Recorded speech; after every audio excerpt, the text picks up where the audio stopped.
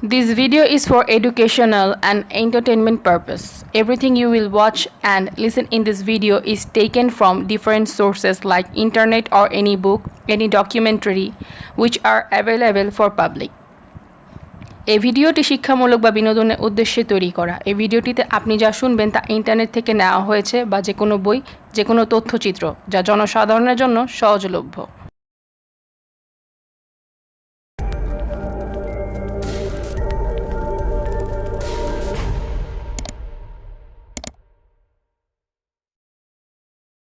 Hello শ্রোতা বন্ধুরা, আসসালামু আলাইকুম। Welcome to my channel. আশা করছি আপনারা সবাই ভালো আছেন। পৃথিবীতে এমন অনেক অনাকাঙ্ক্ষিত ঘটনা ঘটে থাকে, যে ঘটনাগুলো ইতিহাসের পাতায় কালো অক্ষরে লেখা থাকে। আজকের ঘটনা বা কাহিনীটি এমনই একটি মার্ডার মিস্ট্রি বা হত্যা রহস্য, যা প্রায় ৭৪ বছর ধরে রহস্যময় হয়ে আছে সবার কাছে। পুলিশরা আজও এর অপরাধীকে খুঁজে যাচ্ছে। না জানি কতই সূক্ষ্মবুদ্ধি সম্পন্ন পুলিশ অফিসার, ডিটেকটিভ, এমনকি আমেরিকার সবথেকে বড় ইনভেস্টিগেশন ডিপার্টমেন্ট FBI এর অনেক অফিসারই এই রহস্যময় হত্যাকাণ্ডের মীমাংসা করার চেষ্টা চালিয়েছে, কিন্তু কোনো উত্তর খুঁজে পায়নি। ওই অপরাধী বা হত্যাকারীটি কে, তা আজ ৭৪ বছর পরও রহস্যই থেকে গেছে। আজকের ঘটনা এমন একটি মেয়ের ঘটনা, যে জীবিত অবস্থায় ওই খ্যাতিমান বা সাফল্যতা অর্জন করতে পারেনি যেটার জন্য সে যোগ্য ছিল, এবং যেটার জন্য সে চেষ্টা করে যাচ্ছিল, যা সে তার মৃত্যুর পর পায়। দুনিয়াতে এমন খুব কম কেসই আছে যা মিডিয়া গুরুত্ব দেয়, যে লাগাতার ৪ মাস এই ঘটনার ব্যাপারে খবরের কাগজে ফ্রন্ট পেজে ছাপানো হয়। এটি আমেরিকার ২২ বছর বয়সী এমন একজন মেয়ের গল্প, যার স্বপ্ন ছিল সে হলিউডে কাজ করবে আর একজন সাকসেসফুল অ্যাক্ট্রেস হবে। এই কাহিনী অনেকটা আলাদা এই কারণে, যখন এই কেসের উপর ইনভেস্টিগেশন চলছিল তখন বিভিন্ন সময় আলাদাভাবে প্রায় ৬০ জন লোক পুলিশের কাছে আসে এবং বলে এই হত্যাটি আমি করেছি। এটিও একটি অবাক হবার মতোই ঘটনা ছিল। ২২ বছরের একটি মেয়ে, যাকে কিনা ১৯৪৭ সালে বেশ নির্মমভাবে হত্যা করা হয়। ১৯৪৭ সালের জানুয়ারি মাসের ১৫ তারিখে মেয়েটির নগ্নদেহ ২টি টুকরোয় বিভক্ত সাউথ নর্টন অ্যাভিনিউয়ের পশ্চিম দিকে কলিজিয়াম স্ট্রিট এবং ওয়েস্ট ৩৯তম স্ট্রিটের মাঝপথের একটি খালি জায়গায় পাওয়া যায়, লেইমার্ট পার্কের আশেপাশে। সেই সময় লেইমার্ট পার্ক ছিল অনুন্নত। স্থানীয় বাসিন্দা বেটি বার্সিঙ্গার তার ৩ বছরের মেয়ের সাথে হাঁটার সময় আনুমানিক সকাল ১০টায় মৃতদেহটি ঘাসের উপর শুয়ে থাকতে দেখেন। প্রাথমিকভাবে বেটি ভেবেছিলেন তিনি একটি ফেলে দেওয়া দোকানের পুতুল খুঁজে পেয়েছেন, কারণ দূর থেকে তা খুবই সুন্দর আর সাদা দেখাচ্ছিল। যখন তিনি ভালোভাবে দেখার জন্য আরও কাছে যান, তখন তিনি ভয়ে চিৎকার করে ওঠেন এবং সেখান থেকে ছুটে চলে আসেন, কারণ তিনি যা দেখেছেন তা বিশ্বাস করবার মতো ছিল না। তিনি দেখেন ঘাসের উপর একটি মেয়ের ডেড বডি পড়ে আছে, যার মাথা হতে কোমর পর্যন্ত অংশ আলাদা পড়ে আছে, আর কোমর থেকে বাকি অংশ সেখানেই আরেকটি জায়গায় পড়ে আছে। তার মানে একটি ডেড বডির ২টি অংশ সেখানে পড়ে আছে, কিন্তু আলাদাভাবে। এরপর বেটি কাছের একটি বাড়িতে ছুটে যান এবং 911-এ পুলিশকে কল করেন, এবং তার ঠিক সঙ্গে সঙ্গেই লস অ্যাঞ্জেলস পুলিশ ডিপার্টমেন্ট পৌঁছে যায় ঘটনাস্থলে। লাশটি দেখার পর পুলিশেরা হতবাক হয়ে যায়। লাশটির একটি বিশেষ বিষয় ছিল, লাশটি পাওয়া তো যায় 2টি ভাগে, কিন্তু লাশ পাওয়া স্থানটিতে রক্তের একটিও ছিটে ফোঁটা ছিল না। লাশটি ছিল পুরোপুরি নগ্ন অবস্থায়। ত্বক সাদা হয়ে গিয়েছিল। তার উরু এবং বুকের বেশ কিছু অংশে কয়েকটি কাটা চিহ্ন ছিল, যেখানে মাংসের পুরো অংশ কেটে ফেলা হয়েছিল। লাশটির ঠোঁটের কোণ হতে কান পর্যন্ত 2 পাশে কেটে ফেলা হয়েছিল, যা গ্লাসগো স্মাইল নামে পরিচিত একটি প্রভাব তৈরি করছিল। তার হাঁটু থেকেও কিছুটা মাংস কেটে নেওয়া হয়েছিল, যা পরে ইনভেস্টিগেশনের সময় জানা যায় তার পরিচয় গোপন করার জন্য করা হয়েছিল, কারণ সেখানে একটি গোলাপের ট্যাটু আঁকা ছিল। তার বডি থেকে কিছু অঙ্গ বের করে নেওয়া হয়েছিল এবং বডি থেকে সব রক্ত বের করে ভালোভাবে পানি দিয়ে পরিষ্কার করা হয়। এই থেকে পুলিশের কাছে একটি ব্যাপার পরিষ্কার ছিল যে মেয়েটির হত্যা অন্য স্থানে করা হয় এবং পরে মেয়েটির ডেড বডি এখানে এনে ফেলে দেওয়া হয়। তারপর ডেড বডিটি পোস্টমর্টম অর্থাৎ ময়নাতদন্তের জন্য পাঠানো হয়, এবং পোস্টমর্টমের মাধ্যমে জানা যায় হত্যার আগে মেয়েটিকে ধর্ষণ করা হয় এবং তার গলা, হাত ও হাঁটুতে রশি দিয়ে বাঁধার চিহ্ন পাওয়া যায় এবং এর দ্বারা এই প্রমাণ হয় যে মেয়েটিকে হত্যা করবার আগে টর্চার করা হয় বা অনেক যন্ত্রণা দেওয়া হয়। আর বডিটি পাওয়ার 10 থেকে 12 ঘন্টা আগে তার মৃত্যু হয়। পুলিশ যখন তদন্ত চালায় তখন প্রথম কাজটি ছিল বডিটির আসল পরিচয় বের করা, কিন্তু পরিচয় বের করতে তেমন সময় ব্যয় করতে হয়নি, শুধু 7 মিনিটের মধ্যে পরিচয় বের হয়ে আসে। আর তার কারণ হলো দুটি। প্রথমটি হলো মেয়েটি একবার কোনো আর্মি উইংয়ে জবের জন্য অ্যাপ্লাই করে, আর দ্বিতীয়টি হলো 1943 সালে তাকে পুলিশ আন্ডার এজ ড্রিঙ্কিংয়ের জন্য অ্যারেস্ট করে। তখন তার বয়স ছিল 19। আর এর কারণ হলো আমেরিকার আইন অনুসারে 21 বছরের নিচে কোনো ব্যক্তি ড্রিঙ্ক করতে পারবে না। মেয়েটিকে তখন ওয়ার্নিং দিয়ে কিছু ফাইন চার্জ করার পর ছেড়ে দেওয়া হয়। তো পুলিশের কাছে মেয়েটির ফিঙ্গারপ্রিন্ট এবং সব তথ্য মজুদ ছিল। তারপরে মেয়েটির পরিচয় সামনে আসে। মেয়েটি ছিল এলিজাবেথ শর্ট ওরফে ব্ল্যাক ডালিয়া, 22 বছর বয়সী অত্যন্ত সুন্দরী একটি মেয়ে। এরপর পুলিশ আরও তদন্ত করে জানতে পারে এলিজাবেথের জন্ম 1924 সালে বস্টনে হয়, আর তারা 5 বোন ছিল। এলিজাবেথ এর মধ্যে তৃতীয়। তার পিতা ক্লিও শর্ট একটি গল্ফ পার্কে কাজ করতেন। যখন এলিজাবেথ 5 বছরের ছিল তখন তার পিতা তাদের ছেড়ে লস অ্যাঞ্জেলস চলে আসেন। তারপর এলিজাবেথের মা ফিবি শর্ট তাদের লালন পালন করতে থাকেন। তাদের বাবা চলে আসার পর তাদের অনেক আর্থিক সমস্যার মধ্যে পড়তে হয়। ছোট থেকে এলিজাবেথের ইচ্ছা ছিল সে অনেক বড় অ্যাক্ট্রেস হবে, কারণ সে অনেক সুন্দর ছিল, অথবা আর্মিতে কাজ করবে। এর জন্য সে আর্মিতে জব করার জন্য অ্যাপ্লাই করে। যখন এলিজাবেথের বয়স 15, সে তার বাবাকে একটি চিঠি লেখে আর টাকা চায় এবং তার বাবা তাকে টাকা পাঠায়।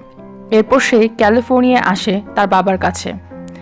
তার এবং তার বাবার মধ্যে সম্পর্ক ভালো না থাকায় সে বাবার বাড়ি ছেড়ে সেখানেই কোথাও থাকতে শুরু করে এবং একটি বারে ওয়েট্রেস হিসেবে কাজ করতে শুরু করে। যেহেতু এলিজাবেথের আর্থিক সমস্যা ছিল তাই সে প্রতিদিন নতুন নতুন বয়ফ্রেন্ড বানাতো, আর সে অনেকই স্বাধীন চিন্তাধারার একটি মেয়ে ছিল। নতুন নতুন বয়ফ্রেন্ড বানানো, ড্রিঙ্ক করা এবং হলিডের জন্য অডিশন দেওয়া তার রোজগার কাজ ছিল। দেখতে অনেক সুন্দর ছিল বলে নতুন নতুন বয়ফ্রেন্ড বানাতে অসুবিধে হতো না।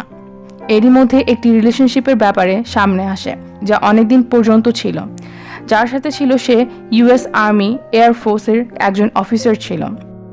তার নাম ছিল ম্যাথিউ মাইকেল গর্ডন। এই দুজনের অনেকদিন পর্যন্ত ভালো একটি সম্পর্ক বজায় ছিল এবং ম্যাথিউ একটি চিঠিতে বিয়ের জন্য প্রস্তাব দেয় এলিজাবেথকে এবং এলিজাবেথ এর জবাবে হ্যাঁ বলে। কিন্তু পরে একটি প্লেন ক্র্যাশে ম্যাথিউ মারা যায়। এলিজাবেথের হত্যার পর পুলিশরা ম্যাথিউর ফ্যামিলি মেম্বারদের সাথে এই ব্যাপারে কথা বললে তারা এই রিলেশনশিপের ব্যাপারে অস্বীকার করে। এই কেস মিডিয়ায় এতই পপুলারিটি পায় যে মিডিয়া এলিজাবেথ শর্টকে একটি নতুন নাম দেয়, দ্য ব্ল্যাক ডালিয়া, যা পুরো আমেরিকায় ছড়িয়ে পড়ে এই নামের কারণে। শর্ট বেশিরভাগ সময় কালো রঙের কাপড় পরত এবং চুলে ডালিয়া নামের একটি সুন্দর ফুল পরত।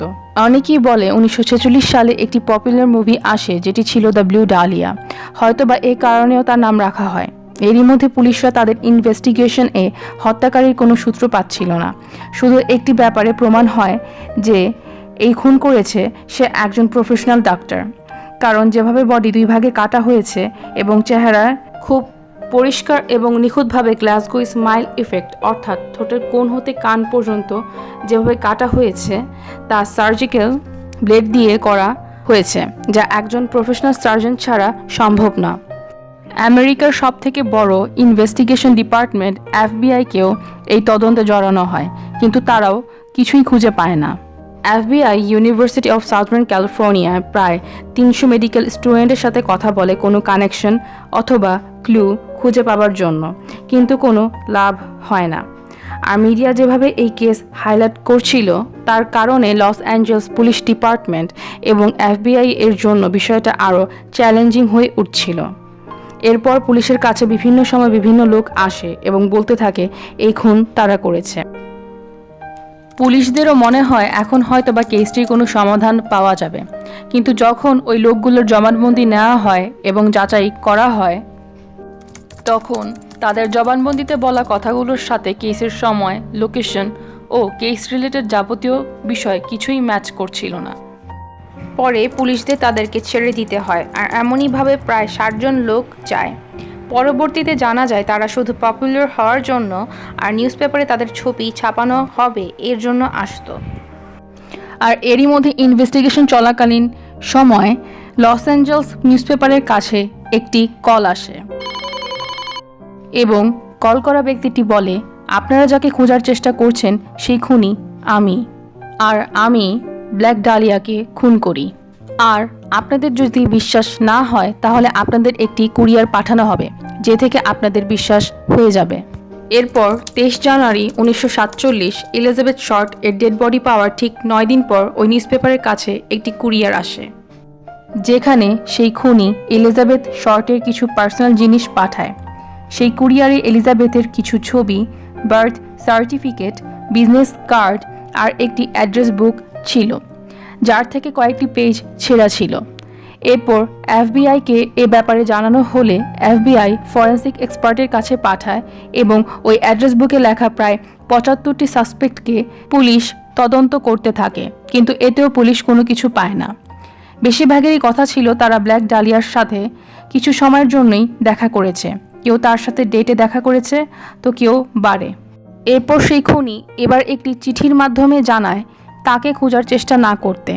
পরে এমন আরও 13টি চিঠি সে পুলিশের কাছে পাঠায় এবং প্রতিটি চিঠিতেই পেট্রোলের সাহায্যে সব ফিঙ্গারপ্রিন্ট মুছে ফেলা হয়, কিন্তু একটি চিঠিতে ফরেন্সিক টিম ফিঙ্গারপ্রিন্ট পায়, আর ওই ফিঙ্গারপ্রিন্ট সব সাসপেক্টদের ফিঙ্গারপ্রিন্টের সাথে মিলিয়ে দেখা হয়, কিন্তু কারোর সাথে মিল পাওয়া যায় না। এরপর ইনভেস্টিগেশন এভাবেই চলতে থাকে আর চিঠি আসাও বন্ধ হয়ে যায়, আর ধীরে ধীরে এই কেস ঠান্ডা হয়ে যায়। আজ প্রায় 74 বছর হয়ে গেছে কেসটির, কিন্তু পুলিশরা কোনো কনক্লুসিভ এভিডেন্স পায়নি ওই খুনির ব্যাপারে। গত 74 বছরে যত তদন্ত ও যাচাই হয় তার মধ্যে এমন 3 জন সাসপেক্ট আছে যাদের মধ্যে থেকে কেউ একজন অপরাধী হয়ে থাকতে পারে। First suspect Robert red mainly, একজন বিজনেসম্যান যে ব্ল্যাক ডালিয়া এর মৃত্যুর ঠিক 1 মাস আগে তার সাথে দেখা করে, আর 1 মাস ধরে এই দুইজনের রিলেশনশিপ চলছিল। রবার্ট এলিজাবেথকে একটি ডেটের জন্য স্যান ডিয়াগোতে ডাকে। ডেট শেষ হওয়ার পর এলিজাবেথকে নিজের গাড়ি দিয়ে 9 জানুয়ারি 1947 সন্ধ্যা প্রায় 6টার দিকে লস অ্যাঞ্জেলস এর একটি হোটেলে পৌঁছে দেয় এবং রবার্টই ছিল যে শেষবারের মতো ডালিয়াকে জীবিত দেখেছিল। তার 7 দিন পর তার লাশ লেইমার্ট পার্কে পাওয়া যায়। এরপর এফবিআই রবার্টকে জিজ্ঞাসাবাদ করার জন্য নিয়ে যায় এবং পাশাপাশি তার লাই ডিটেক্টর টেস্টও করানো হয়, যেটাতে রবার্ট পাশ করে। পুলিশদের কাছে মনে হয় রবার্টই ডালিয়াকে 9 হতে 15 তারিখ পর্যন্ত কোথাও লুকিয়ে রাখে এবং টর্চার করে, আর পরে ডালিয়াকে হত্যা করে। 1954তে রবার্টের নার্কোটিক টেস্টও করানো হয়, আর সে এটাতে ক্লিয়ার হয়ে যায় এবং পুলিশের হাতে কিছুই আসে না। 9 জানুয়ারি 1986 রবার্টের একটি অ্যাক্সিডেন্ট হয় এবং এই অ্যাক্সিডেন্টে সে মারা যায়। তবে সবচেয়ে আশ্চর্যজনক এবং অনেক বড় কোইন্সিডেন্সের ব্যাপার হলো রবার্ট যে তারিখ যে মাসে মারা যায় 1947 সালে সেদিনই সেই তারিখে সেই মাসেই ব্ল্যাক ডালিয়াকে শেষবারের মতো জীবিত দেখা যায়। 1997-এ একজন ডিটেকটিভ রালফ অ্যাসডেল এর ইন্টারভিউ নেওয়া হয়, যে এই অরিজিনাল কেসের শেষ ডিটেকটিভ ছিলেন। তার ইন্টারভিউ অনুসারে সে খুনিকে খুঁজেও পেয়েছিলেন, যে কিনা দ্বিতীয় সাসপেক্ট ছিল, আর যে এই খুনের অপরাধী হতেও পারে বলে তিনি বিশ্বাস করেন। ডিটেকটিভ রালফ এই বলেন যে তিনি ব্ল্যাক ডালিয়ার বডি পাওয়ার 1 সপ্তাহের মধ্যে খুনিকে খুঁজে পান। তিনি কিছু ক্লু খুঁজে পান খুনির ব্যাপারে, আর তার সোর্সের মাধ্যমে এটাও জানতে পারেন যে রাতে ডেড বডি লেইমার্ট পার্কে ফেলে আসা হয় সে রাতে সেখানে কালো রঙের একটি গাড়ি দেখা যায়, আর ওই গাড়িটি পরে তিনি পেয়েও যান, যা গোপন করার জন্য গাড়ির মালিক পেইন্টও করায়, কিন্তু তার কাছে কোনো বড় প্রমাণ ছিল না, ছোটোখাটো কিছু ক্লু ছাড়া, তাই তিনি ওই খুনিকে ধরতে পারেননি। কিন্তু তিনি দাবি করেন ওই রাতে যে লোককে দেখা যায় এবং গাড়িটি যার ছিল সেই ব্ল্যাক ডালিয়ার খুনি। আর থার্ড সাসপেক্ট অর্থাৎ তৃতীয় এবং সবথেকে গুরুত্বপূর্ণ সাসপেক্ট ছিল ডক্টর জর্জ হুডেল। এই কেসের তদন্ত চলাকালীন অনেকবারই ডক্টর জর্জ হুডেলকে জিজ্ঞাসাবাদ করা হয়, কিন্তু স্টিভ হুডেল ছাড়া আর কেউ জর্জ হুডেলকে ব্ল্যাক ডালিয়ার পোক্ত অপরাধী মনে করেনি। স্টিভ হুডেল ওইসব ডিটেকটিভদের মধ্যে একজন ছিলেন যিনি ব্ল্যাক ডালিয়ার কেসটি নিয়ে কাজ করেছেন। তিনি প্রায় 300-রও বেশি কেসে কাজ করেছেন। 1999 অর্থাৎ 1999 সালে স্টিভ হুডেল একটি বই লিখেন এবং বইটিতে তিনি দাবি করেন ব্ল্যাক ডালিয়ার খুনি আর কেউ নয়, তার আপন পিতাই ডক্টর জর্জ হুডেল। আর এর পিছনে অনেক কারণ ছিল। সবথেকে বড় কারণ হলো তার পিতার একজন ডাক্তার হওয়া। জর্জ হুডেল অনেক ধনী একজন ডক্টর ছিলেন এবং লস অ্যাঞ্জেলসে তার একটি প্রাইভেট ক্লিনিকও ছিল। তিনি তার বাড়িতে একটি সিক্রেট রুমও তৈরি করে রেখেছিলেন যেখানে তিনি অনেকের চিকিৎসা করতেন এবং সেই রুমে তার পারমিশন ছাড়া আর কারো যাওয়ার অ্যালাউ ছিল না। তিনি তেমন একটা প্রফেশনাল সার্জন ছিলেন না, কিন্তু তিনি বহু মেডিকেল কলেজ থেকে সার্জন হওয়ার জন্য ট্রেনিং নিয়েছিলেন। 1991 অর্থাৎ 1991 সালে ডক্টর জর্জ হুডেলের মৃত্যুর পর তার ছেলে তার ব্যবহার্য সামগ্রী থেকে দুটি ছবি পায়, যা তার মনে হয় ব্ল্যাক ডালিয়ার। পরে ফরেন্সিক টেস্ট করানো হলে তারা দাবি করে 85% অর্থাৎ 85% ছবিটি এলিজাবেথের নয়। কিন্তু পরে 2014 সালে এক অন্য এক্সপার্ট ফেশিয়াল রিকগনাইজেশন সফটওয়্যারের মাধ্যমে জানতে পারে 90-95% অর্থাৎ 90-95 ভাগই ছবিটি এলিজাবেথ শর্টের। ফটো পাওয়ার পর স্টিভ হুডেল এই ব্যাপারে আরও তদন্ত করে জানতে পারে তার পিতা জর্জ হুডেল এবং ব্ল্যাক ডালিয়ার মাঝে একসময় লাভ রিলেশনশিপ ছিল। আর একবার ডাউনটাউন লস অ্যাঞ্জেলস এর একটি হোটেলে তাদের একসাথে দেখা যায়। স্টিভ হুডেল আরও দাবি করেন জর্জ হুডেল ব্ল্যাক ডালিয়ার মার্ডার এর 10 সপ্তাহ পর 10 ফেব্রুয়ারি 1947 জিন ফ্রেঞ্চ নামক আরও একটি মেয়ের মার্ডার করে। তার মার্ডারের ধরনও ব্ল্যাক ডালিয়ার মতোই ছিল এবং ডেড বডিও একটি পার্কের খালি জায়গায় পাওয়া যায়। আর তার বডিতে লাল রঙের লিপস্টিক দিয়ে দুটি লেটার লেখা ছিল BD, যা দিয়ে হয়তোবা ব্ল্যাক ডালিয়াকে ইন্ডিকেট করা হয়। পরে ওই লেটার দুটি অনেক হ্যান্ডরাইটিং এক্সপার্টকে দেখানো হয় আর এটা ধারণা করা হয় যে ওই হ্যান্ডরাইটিং সেম ওই লেটারগুলো রাইটিংয়ের সাথে ম্যাচ হচ্ছিল, যা ওই খুনি পুলিশদের পাঠিয়েছিল। অনেক জায়গায় স্টিভ হুডেল এও দাবি করে 9 জানুয়ারি 1947 জর্জ হুডেল নিজের বাড়ি মেরামত করবার জন্য বস্তায় করে কিছু মালপত্র আনায়। ঠিক 9 জানুয়ারি 1947 সেদিন ব্ল্যাক ডালিয়াকে শেষবারের মতো জীবিত দেখা গিয়েছিল। আর পুলিশরা এও বলে যে ব্ল্যাক ডালিয়ার ডেড বডির কাছে ভুট্টার খালি বস্তা পড়েছিল। পরবর্তীতে জানা যায় জর্জ হুডেলের কাছে 1936 ব্ল্যাক প্যাকার্ড কারও ছিল, যা ওই দিন ঘটনাস্থলে দেখা যায়। স্টিভ হুডেল এও বলেন জর্জ হুডেলের একজন বন্ধু ছিল ম্যান্ড্রে, যে আর্টিস্ট ছিল। যে অবস্থায় ব্ল্যাক ডালিয়ার ডেড বডি পাওয়া যায় তা তার বন্ধুর পেইন্টিং থেকে প্রভাবিত। জর্জ হুডেল নিজেও একজন আর্টিস্ট হতে চেয়েছিল। তো ব্ল্যাক ডালিয়ার যেভাবে মার্ডার করা হয় এবং ডেড বডি যে অবস্থাতে পাওয়া যায় তা জর্জ হুডেলের আর্টিস্ট হবার ইচ্ছার একটি এক্সপেরিমেন্ট ছিল, এটা এখনও রহস্য হয়েই আছে। স্টিভ হুডেলের একটা ছোট বোন ছিল তামার হুডেল। সে জর্জ হুডেলের উপর অভিযোগ আনে যে জর্জ হুডেল তাকে যৌন নিপীড়ন এবং ধর্ষণ করার চেষ্টা করে, কিন্তু সকল প্রমাণের সাপেক্ষে কোর্ট জর্জ হুডেলের উপর দেওয়া অভিযোগগুলো নাকচ করে দেয়। এরপর 1950 সালে জর্জ হুডেল লস অ্যাঞ্জেলস ছেড়ে ফিলিপাইনে শিফট করে সেখানেই সেটেল হয়ে যান। আর ঠিক তার 17 বছর পর 1967 সালে ম্যানিলা ফিলিপাইন্স এর একটি পার্কের খালি জায়গায় পুলিশ একটি ডেড বডি পায়, ঠিক ওইভাবেই যেমনভাবে ব্ল্যাক ডালিয়ার ডেড বডিটি পাওয়া যায়। যেখানে বডি পাওয়া যায় তার ঠিক আধা কিলোমিটার দূরে জর্জ হুডেলের বাড়ি ছিল, যেখানে সে ফিলিপাইনে থাকতো। এটাকে শুধু কোনো একটি কোইন্সিডেন্স বলা যায় না। পরে একজন নিউজ রিপোর্টার যখন এই কেস নিয়ে স্টাডি করে তখন তাকে কেস রিলেটেড যে ফাইলগুলো দেওয়া হয় তার মধ্যে সব সাসপেক্টদের ছবি পাওয়া যায়, আর যার ছবি সবার প্রথমে পাওয়া যায় সে ছিল জর্জ হুডেল। ওই রিপোর্টার এও জানতে পারে হুডেল যতদিন আমেরিকায় ছিল তখন এলএপিডি অর্থাৎ লস অ্যাঞ্জেলেস পুলিশ ডিপার্টমেন্ট তার পিছনে গোয়েন্দা লাগিয়ে রেখেছিল, আর পুলিশরা তার বাসায় মাইক্রোফোন লুকিয়ে রেখেছিল যাতে তার কথোপকথনগুলো তারা শুনতে পারে। এলএপিডি লাগাতার 40 দিন ডক্টর হুডেলের কথোপকথন শুনেছিল, কিন্তু সেই রিপোর্টার রেকর্ডিংগুলো তখন পায়নি। শুধু একটি রেকর্ডিং সে পায় যেখানে জর্জ হুডেল বলে, ধরে নাও ব্ল্যাক ডালিয়াকে আমি হত্যা করেছি, কিন্তু এটা কেউ প্রমাণ করতে পারবে না, কারণ এটার জন্য তাদের আমার সেক্রেটারির সাথে যোগাযোগ করতে হবে, কিন্তু এখন তা আর সম্ভব না কারণ সে মারা গেছে। পরে ওইসব কথোপকথন ওই রিপোর্টার তার পেপারে ছাপায়। পরে 1950 সালে পুলিশ কোনো সিদ্ধান্তে পৌঁছাতে না পেরে কেস ক্লোজ করে দেয়, আর তার কিছু বছর পরে এই কেস নিয়ে আবার নতুন করে তদন্ত শুরু করা হয়, কিন্তু কোনো লাভ হয় না বা কোনো ফলাফল পাওয়া যায় না, কারণ ওই সকল প্রমাণ, খুনির পাঠানো লেটার, রেকর্ডিং খুবই অদ্ভুতভাবে বলা যায় অনেকটা সিনেমেটিক স্টাইলে পুলিশ ডিপার্টমেন্ট থেকে গায়েব হয়ে যায় বা হারিয়ে যায়। ওই সময় এলএপিডি এর কারাপ্ট অথবা নীতি অবনত হওয়ার কথাও কয়েকবার সামনে আসে, কিন্তু ওই কেসের আসল অপরাধী কে এটা এখন পর্যন্ত জানা যায়নি। আজ প্রায় 74 বছর হয়ে গেছে, কিন্তু ওই খুনি বা অপরাধীকে পুলিশ এখনও খুঁজে পায়নি। আমেরিকার ইতিহাসে এমন খুব কম কেসই আছে যা অমীমাংসিত রয়ে গেছে, আর ব্ল্যাক ডালিয়ার কেস সেগুলোর মধ্যে একটি। আপনাদের কি মনে হয় অপরাধীটি কে ছিল?